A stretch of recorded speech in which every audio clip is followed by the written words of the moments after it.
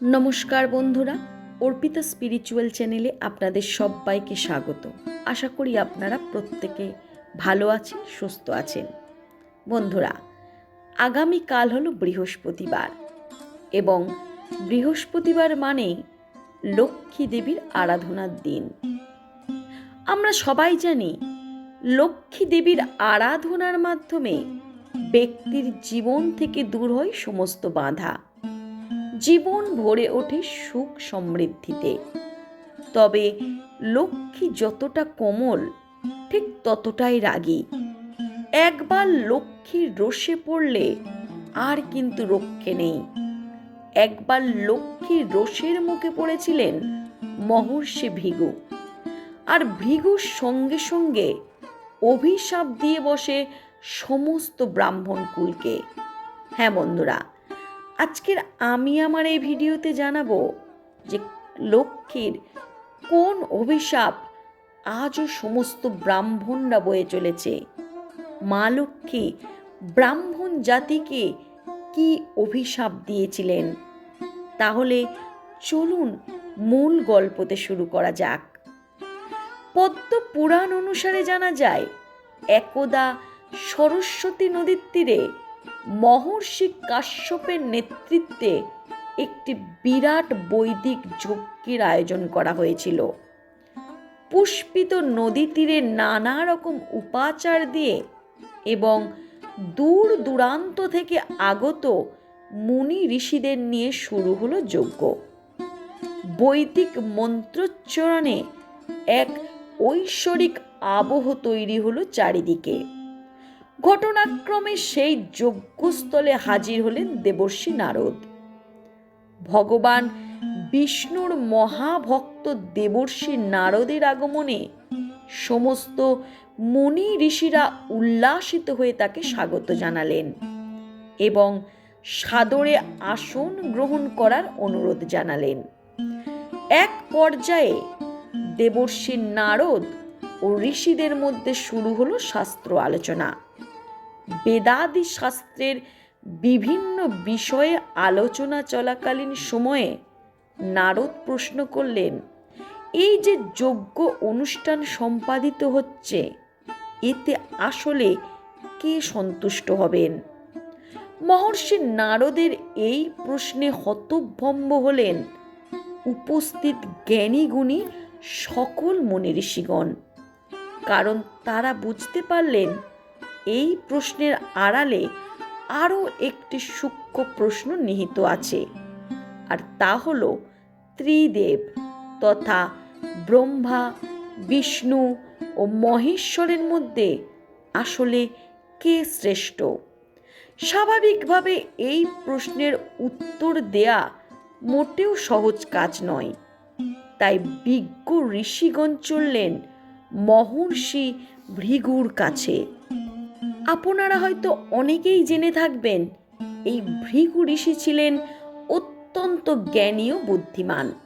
তিনি একাধারে সপ্তর্ষিদের একজন, জ্যোতিষশাস্ত্রে অসামান্য জ্ঞানের অধিকারী, ভার্গব বংশের প্রতিষ্ঠাতা এবং স্বয়ং প্রজাপতি ব্রহ্মার সন্তান এবং ভৃগু সংহিতা গ্রন্থের প্রণেতা। এই সকল কারণে যজ্ঞরত ঋষিগণ মহর্ষি ভৃগুকে বেছে নিলেন তাদের প্রশ্নের উত্তর খোঁজার জন্য। সিদ্ধান্ত হল, ভৃগু ঋষি সত্য জ্ঞানের আলোকে ব্রহ্মা, বিষ্ণু এবং মহেশ্বরের মধ্যে কে শ্রেষ্ঠ তা বিচার করবেন।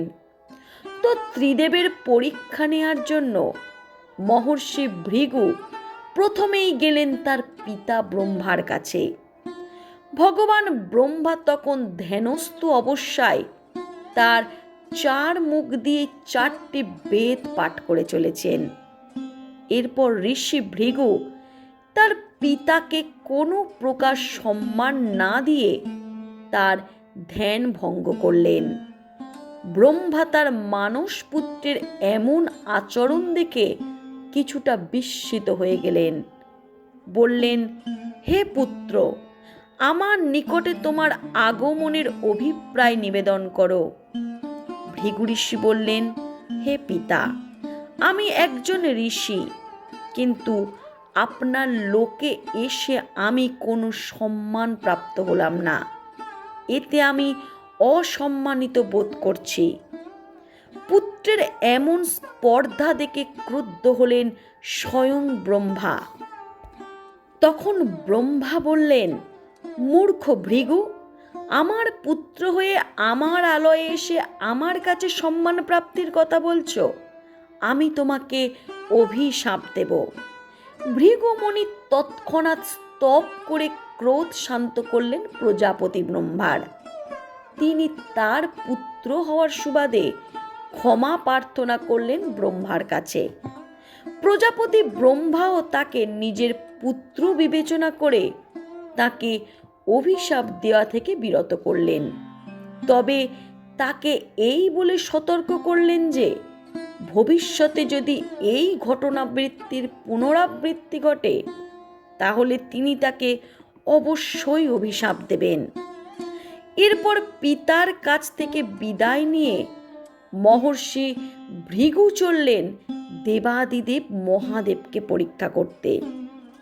তখন দুর্গম কৈলাস পর্বতের শিখরে তুষার বেষ্টিত হয়ে ধ্যানমগ্ন হয়ে আছেন দেবাদিদেব মহাদেব, আর বাইরে প্রহরে বসে আছেন নন্দী মহারাজ।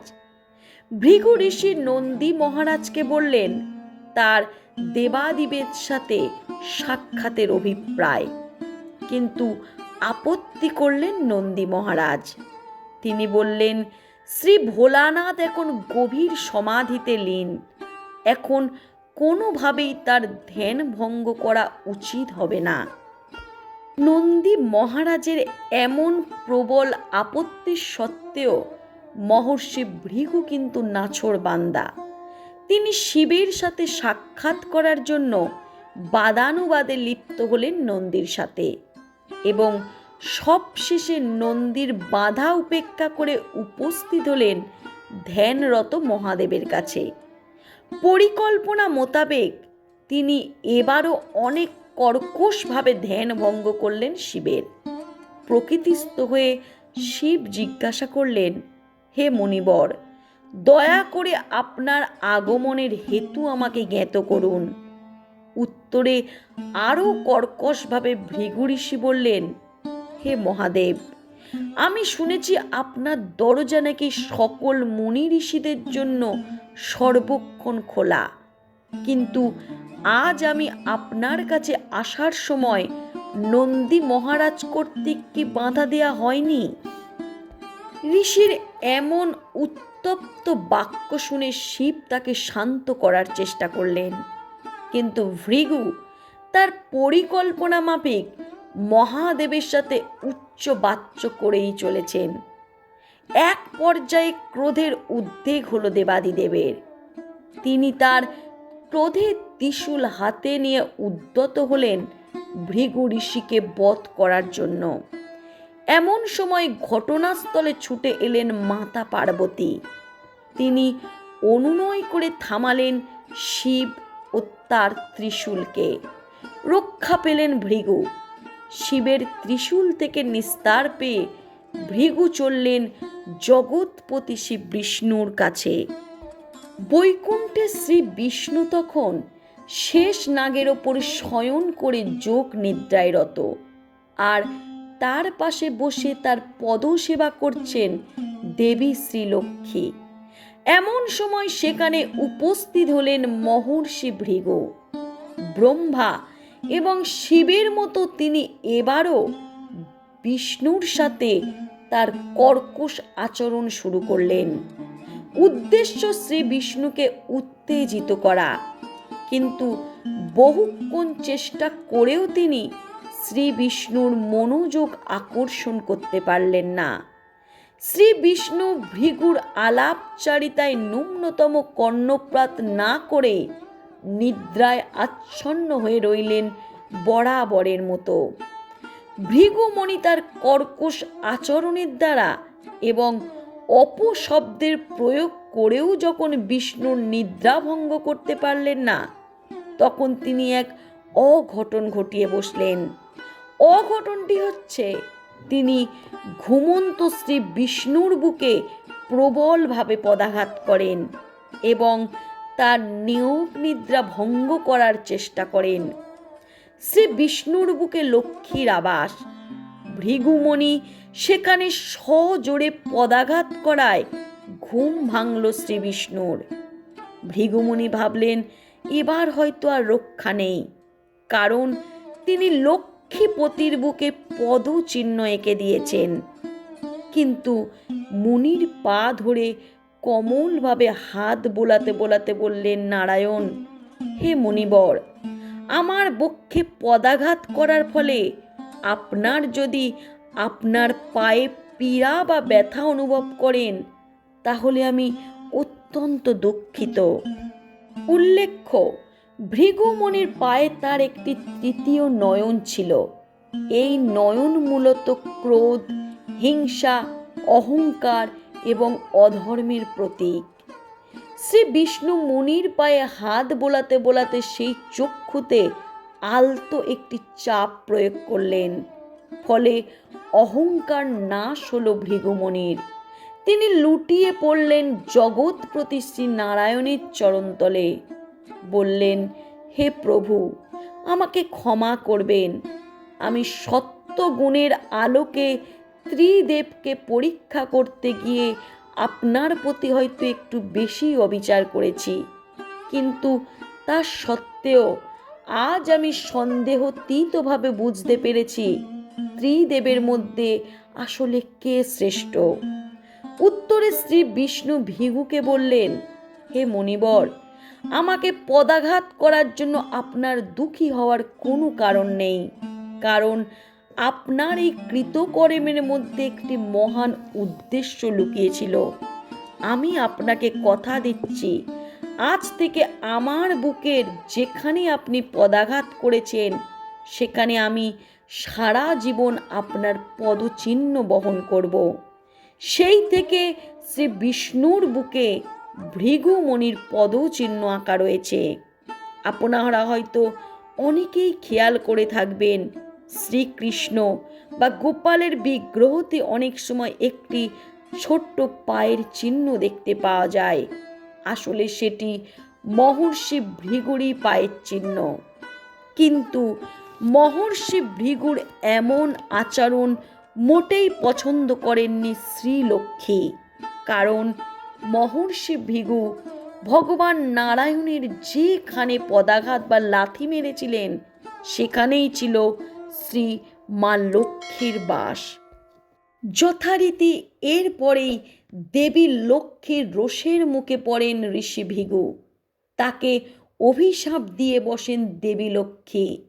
দেবী লক্ষ্মী বলেন, শুধু তুমি নয়, পুরো ব্রাহ্মণ জাতি কখনো দেবী লক্ষ্মীর কৃপা পাবে না। সমস্ত ব্রাহ্মণরা সর্বদা সম্পদহীন থাকবে এবং দারিদ্রতাই হবে তাদের চরম সঙ্গী। যদিও এরপরে ঋষি ভৃগু ক্ষমা চাইলে দেবী লক্ষ্মী বলেন, যদি কোনো ব্রাহ্মণ নিষ্ঠা ভরে ভগবান বিষ্ণুর আরাধনা করেন, তবেই সে এই অভিশাপ থেকে মুক্তি পাবে। তো বন্ধুরা, আপনারা আজকের এই ভিডিও দেখে বুঝতে পারলেন যে মা লক্ষ্মী কেন সমগ্র ব্রাহ্মণ জাতিকে দারিদ্রতার অভিশাপ দিয়েছিলেন। আমার এই ভিডিওটি যদি আপনাদের একটুও ভালো লেগে থাকে, অবশ্যই আপনারা কমেন্ট করে লাইক করবেন এবং যারা নতুন তারা আমার চ্যানেলটিকে সাবস্ক্রাইব করে আমার চ্যানেলের সাথে যুক্ত থাকবেন। নমস্কার। জয় শ্রী বিষ্ণু, জয় মা লক্ষ্মী।